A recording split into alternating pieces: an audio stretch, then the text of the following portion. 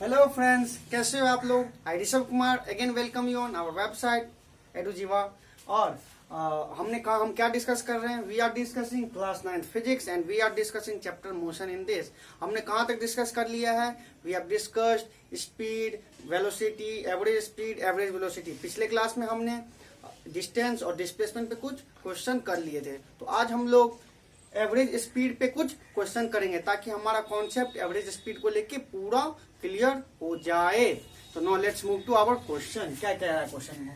A car travels 60 kilometre at uniform speed of 90 kilometre per hour and next 60 kilometre at uniform speed of 30 kilometre per hour. Find its average speed. क्या कह रहा है कि कोई भी एक car है, वो एक पॉइंट से स्टार्ट किया, एक पॉइंट से वो क्या कर रहा है, फिर 60 किलोमीटर मूव किया। तो वो 60 किलोमीटर मूव किया और ये 60 किलोमीटर मूव करने में उसका स्पीड कितना था, 90 किलोमीटर पर आवर, जो कि यूनिफॉर्म था, मतलब constant speed 90 kilometre per our के स्पीड से वो ए टू बी गया। उसके बाद क्या किया, फिर नेक्स्ट, अभी तक रुका नहीं है वो, फिर वो नेक्स्ट 60 किलोमीटर और मूव कर रहा है। तो नेक्स्ट 60 किलोमीटर बी टू सी आया और 60 किलोमीटर मूव किया और बी टू सी आने में उसका स्पीड जो है वो that is 30 kilometre per our. इस समय इसका स्पीड 30 किलोमीटर पर आवर है। तो हमें क्या निकालना, we have to find its average speed. Average speed का फॉर्मूला क्या होता है, total distance by total time. Average speed equal to total distance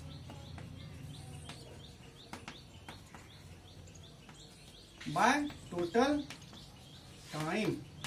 total distance by total time. हमें क्या क्या पता, what do we know, we know total distance. हमें total distance तो पता है, that is 60 kilometre plus 60 kilometre. But do we know total time, क्या हमें टोटल टाइम पता है।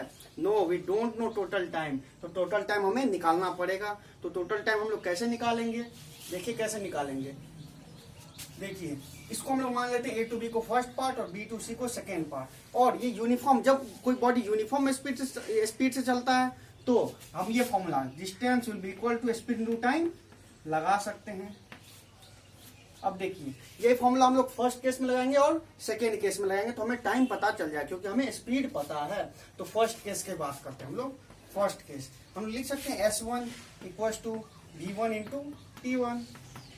पहले केस में हमारा डिस्टेंस कितना कवर हुआ, 60 किलोमीटर, इक्वल टू हमारा स्पीड कितना था इसमें, 90 kilometre per our, 90 kilometre per hour into T1। Time तो हमें पता नहीं है, वही हमें निकालना है।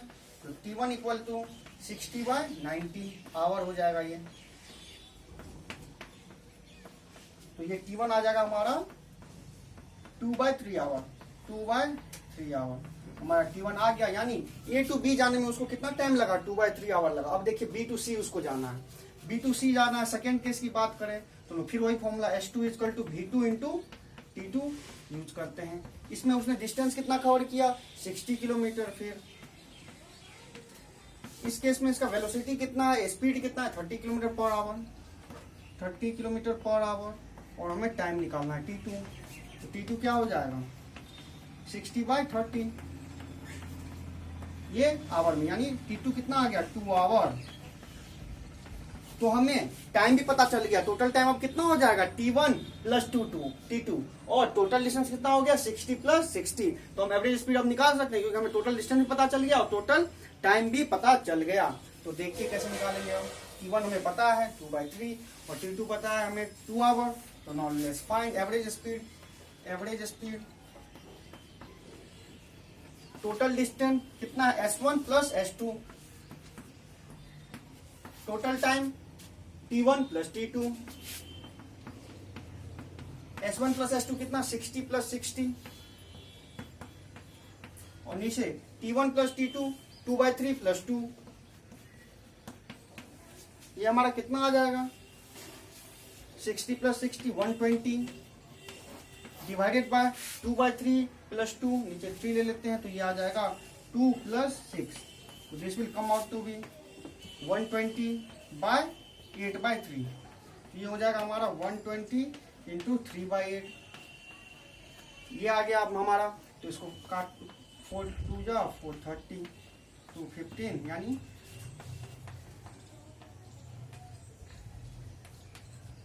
हमारा एवरेज स्पीड कितना आ गया 15 किलोमीटर पर आवर, 15 नहीं sorry 45, 15 into 3 45 kilometre per our. तो हमारा एवरेज स्पीड कितना आ गया 45 किलोमीटर पर आवर। बेसिकली हम लोग को इसमें क्या ध्यान रखना था, total distance by total time. हमें टोटल डिस्टेंस तो पता था लेकिन टोटल टाइम नहीं पता था। अगर हमें टोटल टाइम नहीं पता था तो हम लोग को स्पीड तो पता था, तो स्पीड पता था तो हम लोग ये formula S equal to V into T निकाल के दोनों के लिए A टू B और B टू C के लिए दोनों के लिए इंडिविजुअली हम लोग को टाइम निकल गया। तो हमें टोटल टाइम भी पता चल गया। अगर टोटल टाइम पता चल गया तो हम लोग को average speed we can find out through this method. अब थोड़ा ऊपर लेवल के क्वेश्चन पे चलते हैं, इससे थोड़ा ऊपर चलते हैं। तो लो let's move to next question. Now let's move to next question। देखिए नेक्स्ट क्वेश्चन क्या कह रहा है आपका, An athlete runs 30 kilometer at a uniform speed of 30 kilometer per hour. How fast the athlete should move the next 90 kilometer so that average speed of the entire journey be 60 kilometer per hour। क्या कह रहा है देखिए, कोई एक athlete है, वो क्या कर रहा है, पहला 30 किलोमीटर रन कर रहा है। रन करना स्टार्ट किया ए पोजीशन से बी पोजीशन, और उसने कितना रन किया 30 किलोमीटर रन किया। 30 किलोमीटर रन किया और इसमें इस 30 किलोमीटर रन करने में उसका स्पीड कितना है 30 किलोमीटर पर आवर। अब क्या कह रहा है, फिर वो उसको नेक्स्ट 90 किलोमीटर और मूव करना है। कितना मूव करना है 90 किलोमीटर और मूव करना है। पहले तो 30 किलोमीटर मूव किया, अब 90 किलोमीटर और मूव करना है। तो बोल रहा है कि इस 90 किलोमीटर मूव करने में उसका स्पीड कितना होना चाहिए। V should be what? What should be the speed between B to C so that average velocity of entire journey is 60 kilometre per our. हमने क्या दिया, एवरेज वेलोसिटी दे दिया इंटायर जर्नी का। Average velocity is 60 kilometre per our. तो देखिए इसमें ना तो हमें सबसे पहले एवरेज स्पीड क्या होता है हमारा, एवरेज स्पीड होता क्या है हमारा, total distance by total time. Average speed total distance by total time.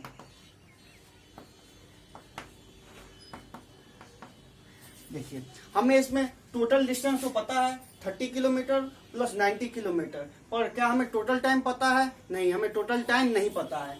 ना ही इसका टोटल टाइम नहीं पता है, ना ही इसका पता है। इसका तो हम लोग टोटल टाइम निकाल सकते हैं। कैसे निकालेंगे, क्योंकि हमें डिस्टेंस दे दिया और स्पीड दे दिया। लेकिन इस केस में हमारे पास तो ना टाइम है ना वेलोसिटी है, तो हम लोग इसमें टोटल टाइम कैसे निकालेंगे। तो कैसे निकालेंगे, क्योंकि हमारे पास एक इक्वेशन दे दिया 60 किलोमीटर पर आवर है हमारा एवरेज स्पीड टोटल जर्नी का। तो इसी का यूज करके we will solve the question. तो see how this question will be solve. तो देखते हैं, एवरेज स्पीड दे दिया 60 किलोमीटर पर आवर। देखिए हम लोग सबसे पहले बात करेंगे from A to B, for A to B. A to B में हम लोग फॉर्मूला, क्योंकि वो यूनिफॉर्म स्पीड से मूव कर रहा है 30 किलोमीटर पर आवर के स्पीड से, so we can use the formula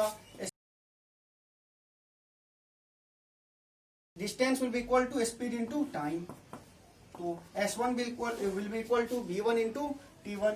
तो हमें डिस्टेंस कितना मूव कर रहा है 30 kilometre, and this is equal to what is speed 30 kilometre per hour into T1।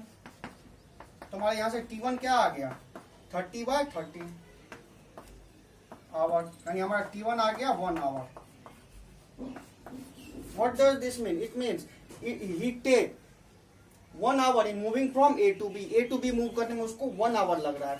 अब हम लोग बात कर लेते हैं बी टू सी में, फॉर बी टू सी फिर वही formula distance equal to speed into time. इसमें इसका डिस्टेंस कितना मूव कर रहा है अब 90 किलोमीटर, और इसमें इसका स्पीड कितना है हमें पता नहीं है भी, तो हम इसको V2 ही रहने देते हैं, नहीं पता है। टाइम, हमें टाइम भी नहीं पता है तो इसको यही रहने देते हैं T2। यहां से हम T2 निकाल लेते हैं। T2 क्या हो जाएगा 90/V2। तो देखिए हमें T1 पता चल गया 1 आवर, और T2 कितना पता चल गया 90/V2। अब हमें क्या दिया हुआ एवरेज स्पीड, तो हम लोग अब इसमें फॉर्मूला लगाते हैं कैसे लगेगा। अब एवरेज स्पीड का फॉर्मूला लगाते हैं। हमें T1 भी पता चल गया, T1 कितना है 1 आवर ये पता चल गया, T2 भी पता चल गया, कितना आ गया 90/V2। अब देखिए क्या करेंगे, हम लोग को एवरेज स्पीड तो पता है टोटल जर्नी का, A to C का हमें एवरेज स्पीड पता है। तो देखिए एवरेज स्पीड, एवरेज स्पीड क्या होगा, टोटल डिस्टेंस, टोटल डिस्टेंस क्या हमारा S1 प्लस S2, और total time T1 plus T2, total time T1 plus T2। देखिए यहाँ एवरेज स्पीड हम लोग को कितना दिया हुआ है 60 किलोमीटर पर आवर, तो हम लोग यहाँ लिख देते हैं 60 किलोमीटर पर आवर। S1 हमारा क्या है 30 किलोमीटर, S2 हमारा कितना है 90 किलोमीटर, T1 हमारा क्या है 1 आवर, T2 हमारा कितना है 90/V2, 90/V2। अब देखिए ये इक्वेशन हमारा आ गया, हम इसको सॉल्व करके अगर V2 का वैल्यू हमें पता चल जाएगा कि B to C जाने में उसका कितना वेलोसिटी होना चाहिए। तो देखिए इसको सॉल्व कैसे करेंगे हम लोग, इसको 60 will be equal to 30 plus 90 120 divided by, यहाँ क्या हो जाएगा V2 प्लस 90/V2, ये हो जाएगा। आई होप कि यहाँ तक आप लोग को सिंपल मैथ आप लोग को समझ आ रहा होगा। अब देखिए क्या करते हैं हम लोग, अब इसके बाद इसको क्रॉस मल्टीप्लाई कर देते हैं तो क्या आ जाएगा 60 into V2 plus 90/V2, V2 plus 90/V2 and this will be equal to 120। अब देखिए ये नीचे वाला जो V2 है डिनोमिनेटर इधर जाएगा तो इधर हम लोग मल्टीप्लाई कर सकते हैं, तो क्या हो जाएगा 60 into V2 plus 90, this will be equal to 120V2। अब हम लोग इसको ब्रैकेट को ओपन करते हैं तो ये क्या हो जाएगा 60V2 प्लस 60 इंटू 90, या फिर आप एक काम और कर सकते हो इसको आसानी से, ये 60 से अगर 60 को हम इधर ले जाते हैं तो क्या हो जाएगा हमारा V2 plus 90 will be equal to 120V2 upon 60। ये क्या आ जाएगा 2 आ गया, इसका मतलब हमारा क्या आ गया V2 plus 90 equal to 2V2, यहाँ आ गया। अब V2 को हम लोग उधर ले जाते हैं तो क्या हो जाएगा 2V2 माइनस V2, तो क्या हो जाएगा V2 बच जाएगा हमारा, V2 will equal to 90 kilometre per our.